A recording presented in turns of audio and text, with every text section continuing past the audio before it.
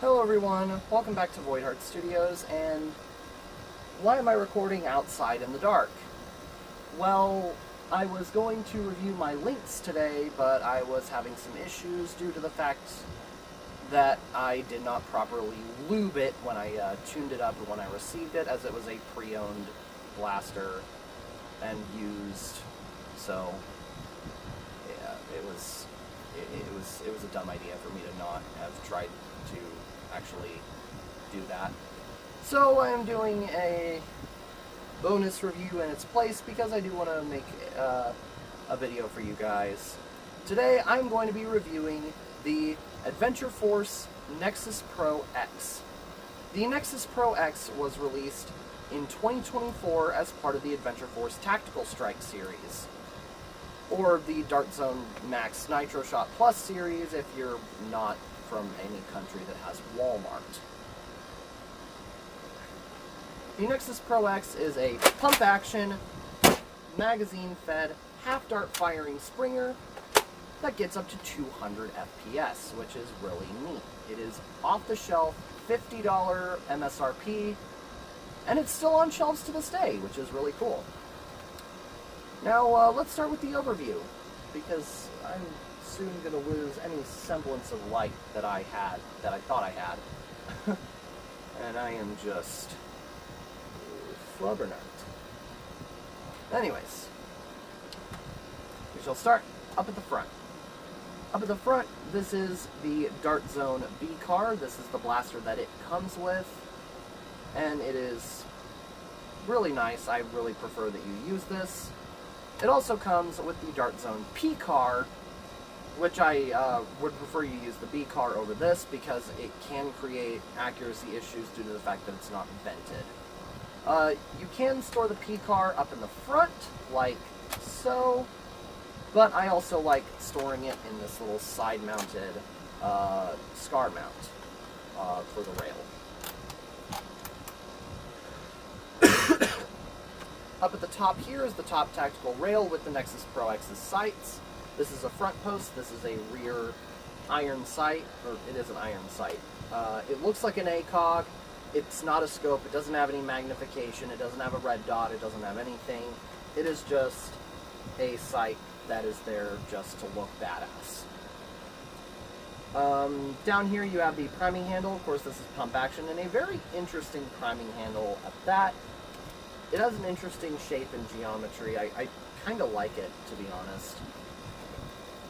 But underneath it, it does have Picatinny rails, so if you want to put any other grip, all you have to do is take out the 4 screws in this side of the priming grip, take it off, and put in whatever grip you so desire. I personally like using the XYL Unicorn grip on my Striker 2.0. Of course, here are the aforementioned side tactical rails, and down here is the magazine well. This takes any Talon or Katana geometry magazines, and it is only compatible with half-length darts. It actually comes with 2 magazines, sans the mag bumper. This is a Dart Zone mag bumper. They sell them separately on their website, and I kind of recommend you get them. They are really cool, and they add a nice little bit of extra flair to your loadout. I have them on my clear Talons. But yet, it comes with these 2 12-round Talon geometry magazines that are orange translucent. I think a cool mag to put in them is the purple translucent Talon geometry mag you get with the Aeon Pro X, and then throw on this purple mag, or this orange mag bumper, to really kind of give it a little bit of uniformity, but also some more pop of color. But yeah, it also has double mag releases, which allows you to not only strike it with your mag grabbing hand to do a typical pull and pouch reload, but you can also strike it with your trigger hand to mag drop for the more competitive run and gun type players who don't have time to holster their dropped magazine, and they would just rather drop it on the floor and come pick it up later when it's time for darts. On this part of the blaster is a safety, And this, well, it's itchy nose. Sorry. And this is a mechanical trigger lock. If this left side is pushed in, you cannot pull the trigger, you cannot fire the blaster. If the right side is pushed in, you can pull the trigger and therefore fire the blaster. This blaster also has slam fire, which means if you hold down the trigger and keep pumping the pump grip, you will essentially rattle off a shot every time it hits the forward position. It's the same as the Striker 2.0 in that regard. Back here is the grip. The grip feels really nice. I don't have any complaints about the Adventure Force X blaster grips. These indents could bother people, as their fingers kind of slot in there, and it may be a little bit uncomfortable, but a good little grip wrap will fix that. And I've heard that these also take standard, like, airsoft AR grips. So if you go onto, like, e-bike and get, like, an airsoft M4 AR style grip, you could replace the grip with something else. Or if you just really like the Striker 2.0's grip, you could replace it with the Striker 2.0's grip. I don't know why you would do that. I personally really don't like the Striker 2.0's grip. I think it's weird how it has the little indent on the bottom. But anyways, this is not a Striker 2.0 video, this is a Nexus Pro X video. At the back here it has a stock, and it's similar to the Striker 2.0 in the fact that you can pull it just like that without engaging the trigger here, but it'll stay pretty rigid and won't collapse on you unless you pull the trigger. So yeah, there's that. I prefer to keep it all the way extended, as that's what fits my body type the best. Now there is also this orange button on top of the stock, which allows you to pull this purple plate off and access a very, very tiny storage space. You could probably fit like a dart or two in here.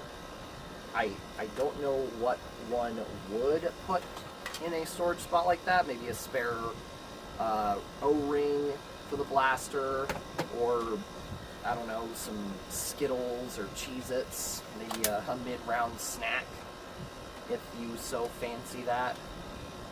But yeah, that is it for my overview of the Nexus Pro X. Now let's see what I can do about firing this thing.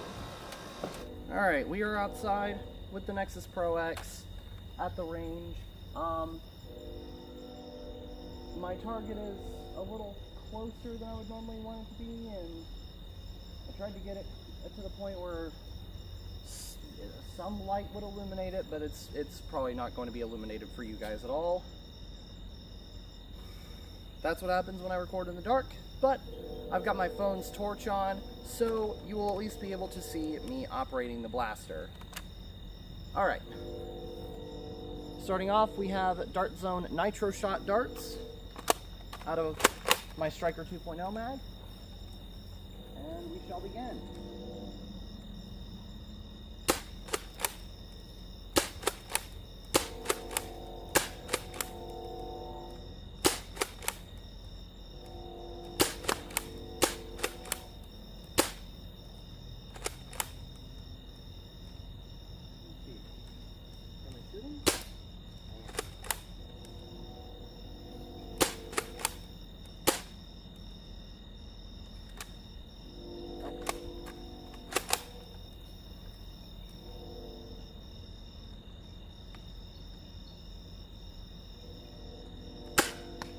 Ah, I hit it. I got a point of aim at least. But let's see how well I can actually hit it with the next group of darts. We've got Nerf Pro out of my Aeon Pro X magazine.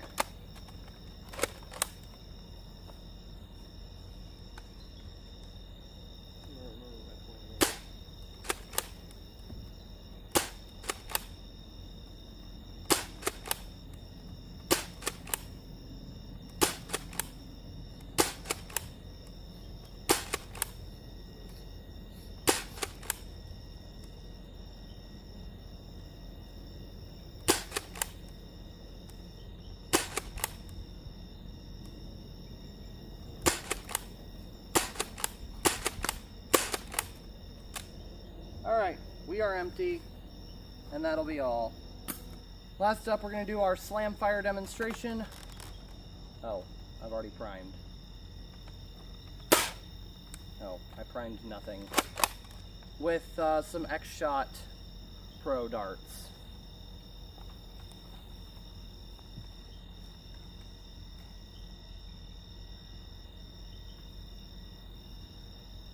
Alright, slam fire demonstration with X-Shot Pro darts. You know what? I'm going to lose all these darts anyway, so...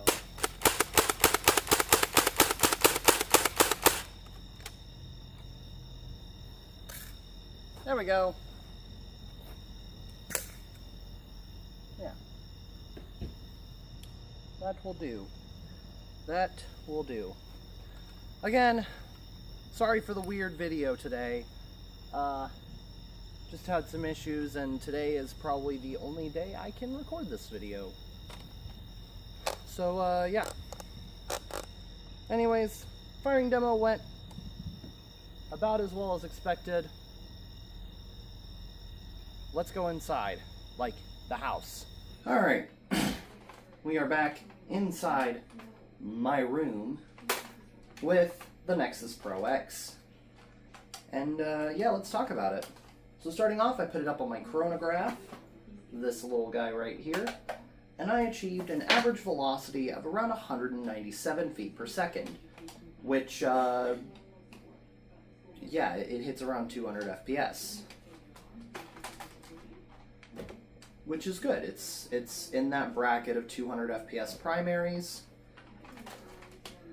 So it's a good little cheap alternative if you don't want to get something like an Alchemist or an Excalibur or, I don't know, a Harrier. But yeah. So let's talk about my opinion. I really enjoy this blaster. This is my favorite large Dart Zone primary. Of course, my favorite Dart Zone primary is the Aeon Pro X, but I do really like the Nexus Pro X for the environments that I cannot use the Aeon in. For example, outdoor wars with my group. The cap is 250. This hits more comfortably along the lines of my preferred FPS in that setting, which is around 200 to 220. So it therefore also fits my style of mid-range hybrid. But that's my personal playstyle. But I will tell you, it is a very, very flexible blaster. You could use it for just about any playstyle you wanted to. Because it is easy and quick to use the actions, it feels very snappy, very responsive, and just a very high quality blaster.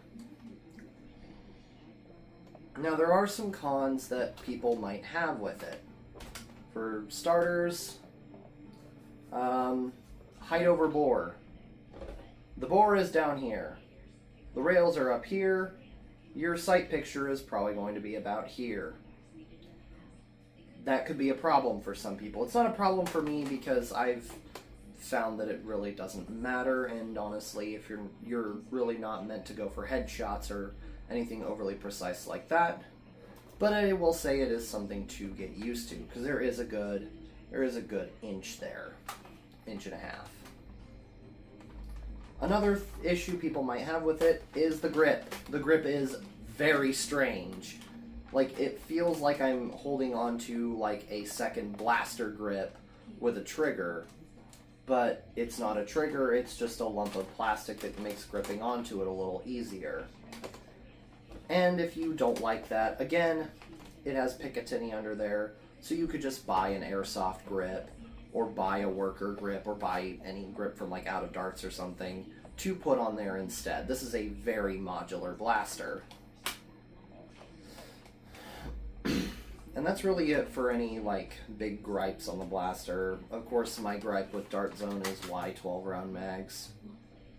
The standard for the hobby is 18 to 20 rounds, and even then, if people want to use lower capacity, the lowest capacity I've seen people like really utilize on a blaster like this is 15. Why 12? But I mean, again, It is also cross-compatible with katana magazines, so if you have any old Dart Zone Pro blasters, you can just take the 15-round katanas and pop them in there.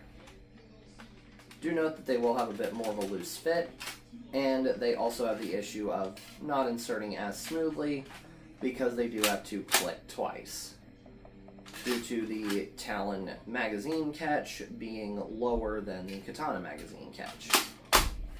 So it's a little less smooth, but if you really want to use Dart Zone mags and the Talons are too low capacity, you can use the katanas.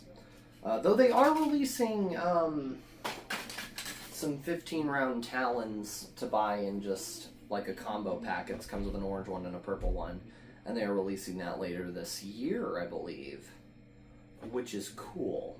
The 15-round Talons are going to be a little more viable if you don't want to go with the obviously more pricey option of getting 18-round curved worker Talons, which do function really well in this blaster. But other than that, is this a good purchase decision? For the $50 it comes in at, this is a pretty good value. The Striker 2.0 as well is also a pretty good value, and it really depends on what you prefer between the two. If you want the less chunky form factor and the addition of that capability to swap out for a 25-round revolver cylinder, then go for the Striker 2.0. Get it from Target. If you like the more tactical kind of AR aesthetic that the Nexus offers, or you just like purple better than green, the Nexus Pro X is your pick at Walmart. It also comes with 2 mags rather than just the one for the Striker 2.0. So overall, I feel like it is a better starter pack. But both retail for $50, and I think this is a pretty good purchase decision for that $50. It is just overall a pretty nice blaster. And I like the aesthetic. Some people might not like the aesthetic of the purple with that kind of vaporwave camo and all that. But to that I say, to each their own. You do you, boo. But yeah, if you do want to purchase this blaster, I will leave buy links in the description, or a buy link in the description to walmart.com for the Nexus Pro X. And yeah, if you did enjoy this video, then please do leave a like and subscribe. Comment your favorite Dart Zone off-the-shelf pro-style blaster, and I will see you all in next week's video. Goodbye!